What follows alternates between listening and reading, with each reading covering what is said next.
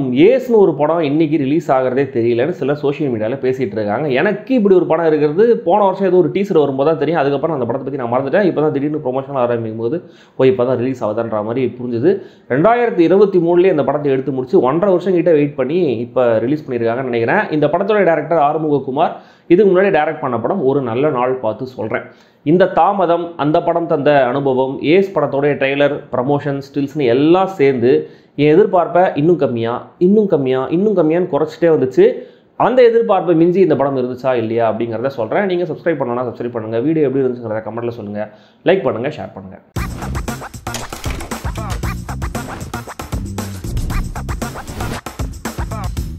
Ace Yogi Babu மலேசியாவில் business மேன்னு சொல்லி சுற்றிட்டு இருக்காரு. அவர் சொந்த ஊர்லேருந்து யாரோ மலேசியாவுக்கு வேலை செய்ய வராங்க அப்படின்னு சொன்னதுனால ஏர்போர்ட்டுக்கு பிக்கப் பண்ண வராரு. விஜய் சேதுபதியை மீட் பண்ணி நீ தானே போல்டு கண்ணே அப்படின்னு சொல்லிட்டு கூடவே கூட்டு போயிடுறாரு.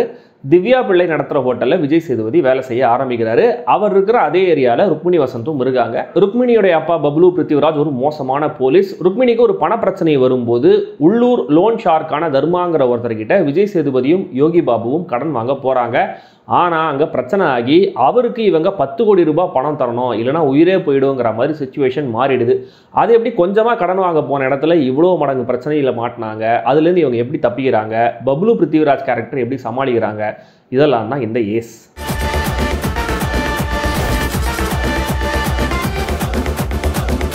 விஜய் சேதுபதிக்கு இந்த கேரக்டர்லாம் கேக் வாக் நடிக்க பெருசாக மெனக்கிட வேண்டியதில்லை. பட் எங்கேயும் பெருசாக டென்ஷன் ஆகாமல் கூலாக ஹேண்டில் பண்ணுற விதம், ருக்மிணியை வெறுப்பேற்றுற 1-2 சீன்ஸில் அவருடைய பாணி நடிப்பு எஃபெக்டிவாகவே இருக்குது இந்த படத்தில். யோகி பாபு கூட சில இடங்களில் காமெடியும் நல்லாவே ஒர்க் அவுட் பண்ணியிருக்காரு. யோகி பாபு ஆரம்பத்தில் இந்த நோ ஸ்மோக்கிங் டிஸ்க்ளைமர் சொல்கிறதுலேருந்தே நம்மளை சிரிக்க வைக்க பயங்கரமாக ட்ரை பண்ணுறாரு. ஆனால் அவருடைய ஜோக்ஸ் இந்த 50-50 அப்படிங்கிற ரேஷியோவில் தான் லேண்ட் ஆகுது, ஒர்க் ஆகுது. ருக்மிணி வசந்த சப்தசாகர தாச்சே எல்லோ படத்தில் ஒரே மாதிரியான காஸ்டியூம்ஸில் பார்த்துட்டு இந்த படத்தில் பல வகையான காஸ்டியூம்ஸில் பார்க்கும்போது ரொம்ப அழகாகவே இருக்காங்க. லிப்சிங் பிரச்சனைகளுக்கு நடுவில் லைட்டாக நடிக்கவும் ட்ரை பண்ணுறாங்க. ஸ்க்ரீன் பிரசன்ஸில் திவ்யா பிள்ளை பல இடங்களில் ருக்மிணிக்கு டஃப் கொடுக்குறாங்க.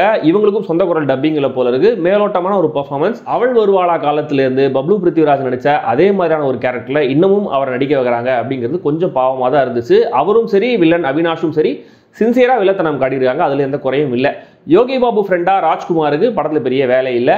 கரண் பி ராவத்துடைய சினிமாகிராஃபி, பென்னி ஆலிவருடைய எடிட்டிங், ஜஸ்டின் பிரபாகரனுடைய பாடல்கள், சாம் சிஎஸோடைய பின்னணி இசைன்னு எல்லாருமே ஒரு கமர்ஷியல் என்டர்டெய்னருக்கு என்ன தேவையோ அதை பேசிக்காக பண்ணியிருக்காங்க. ஸ்லாகிச்சு சொல்கிற மாதிரி எதுவும் இல்லை. முழுக்க மலேசியாவில் நடக்கிற கதை, எங்கேயும் செட்டெல்லாம் போட்டு சீட் பண்ண மாதிரிலாம் தெரியல. ஸோ ஒரு வகையில் இந்த லொக்கேஷனுங்கிறது இந்த சுமாரான கதைக்கு ஓரளவு ஃப்ரெஷ்ஷான ஒரு ஃபீலை கொடுத்துருது. மிஸ்டீரியஸான ஹீரோ அவர் ஹீரோயினுக்காக பண்ணுற துணிகரமான சில விஷயங்கள், அதனால் அவருக்கு வர பிரச்சனைகள், அதுலேருந்து அவர் தப்பிக்கிற விதம், இப்படி 4 பார்ட்டாக இந்த படத்தை பிரிச்சுக்கலாம்.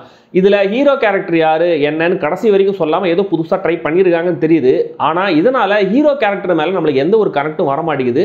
அநேகமாக செகண்ட் பார்ட்டில் அவர் யார் என்ன பேக்ரவுண்ட்லாம் சொல்லுவாங்க போல இருக்குது. இதே மாதிரியே படத்துடைய லவ் ட்ராக்கும் மிஸ்டீரியஸாக தான் இருக்குது. ஏன்னா எதுக்காக இவங்க லவ் பண்ணுறாங்க அப்படின்னு அழுத்தமாக நம்மளுக்கு புரியாத அளவுக்கு 2 பேருக்குள்ள கெமிஸ்ட்ரி, பாண்டிங்னு எல்லாமே பயங்கர வீக்காக தான் இருக்குது. ஹீரோயினை தான் லவ் பண்ணுவார், வேற என்ன டீட்டெயில்ஸ்லாம் கேட்குறீங்க அப்படிங்கிற மாதிரி தான் படத்தை கொண்டு போயிருக்காங்க. ஸோ அந்த ரிலேஷன்ஷிப்புக்கு என்ன ஆனால் நமக்கு என்ன, ஏன் விஜய் சேதுபதி இவ்வளோ கஷ்டப்படுறாரு அப்படிங்கிற கேள்வி வராமல் இல்லை. ஏதோ ஃப்ளாஷ்பேக் வரப்போகுது அப்படிங்கிற மாதிரி மனசை தேதியெல்லாம் நினச்சேன். பட் அதுவும் கூட வரல. அண்ட் இந்த போர்ஷன்ஸில் ருக்மிணி வேலை பண்ணுற ஒரு ரெஸ்டாரண்ட் நடக்கிற சின்ன ஃபைட் சீன் கொஞ்சம் கத்தார்டிக்காக நல்லா இருந்துச்சு. யோகி பாபுடைய ஒரு சில கவுண்டர்ஸும் ஒர்க் ஆக ஆரம்பிக்குது. இன்டர்வலுக்கு கொஞ்சம் முன்னாடி 2 லென்த்தியான சீக்வன்ஸ் இருக்கு. ஒன்று விஜய் சேதுபதி போக்கர் விளையாடுற சீன். போக்கர்னா என்னன்னே தெரியாத என்ன மாதிரியான ஆட்களுக்கு இந்த ஒட்டுமொத்த சீன்ல என்ன நடக்குதுன்னு ஒண்ணுமே புரியல. கிட்டத்தட்ட 10 நிமிஷத்துக்கு மேல இந்த சீன் ஓடிக்கிட்டே இருக்கு. ஹீரோ எப்படி ஜெயிச்சாரு, வில்லன் எப்படி ஏமாத்துறாரு, ஹீரோ ஏன் தோக்குறாரு, யாரு சீட்டிங் பண்ணதுன்னு ஒண்ணுமே புரிய மாட்டேங்குது. திடீர்னு வில்லன் நீ எனக்கு 10 கோடி ரூபாய் தரலாம், உன்னை கொலை பண்ணிடுவேன் அப்படின்னு மிரட்டுறாரு. அபத்தமா இருக்குல்ல. தென் அடுத்த சீக்வன்ஸ் ட்ரெய்லர்ல சஜஸ்ட் பண்ண மாதிரி ஒரு ராபரி சீக்வன்ஸ். லிட்டரலா பேங்க் ராபரி அப்படின்னு சொல்ல முடியாது, பணத்திருட்டு அவ்வளவுதான். அதுக்கான பிளானிங், எக்ஸிகியூஷன், எஸ்கேப்னு எதுவுமே நம்பும்படி இல்லை, சுவாரஸ்யமாகவும் இல்லை. நமக்கு நம்மளுடைய டெபிட் கார்டை வச்சு ஏடிஎம்ல பணம் எடுக்கிறதே சில நேரங்களில் பயங்கர சிக்கலாக இருக்கும். ஆனால் இங்கே பேங்க்குக்கு போகிற பணத்தை அதை விட ஈஸியாக ரொம்ப மினிமலிஸ்டிக்காக கொள்ளடிச்சிடுறாங்க. ஸோ பேக் டு பேக் 2 அபத்தமான சீக்வன்சஸ் நம்மளுடைய பொறுமையை கொஞ்சம் சோதிக்குது. இன்டர்வலுக்கு மேலே தான் கொஞ்சம் ஸ்மார்ட்டான ஜோனுக்குள்ள படம் நகருது. பப்ளு பிருத்திவிராஜை பற்றின ட்விஸ்ட், திவ்யா பிள்ளை கேரக்டர் யூஸ் பண்ண விதம், இதையெல்லாம் வச்சு பாராட்டலாம் அப்படின்னு தோணுது. ஆனால் திடீர்னு யோகி பாபு கேரக்டர் செம்ம ஓட்டவாய் அப்படின்னு சொல்லிட்டு ரொம்ப கன்வீனியன்ட்டாக ஹீரோவுக்கு பிரச்சனை மேலே பிரச்சனைன்னு பில்ட் பண்ணிகிட்டே போகிறாங்க.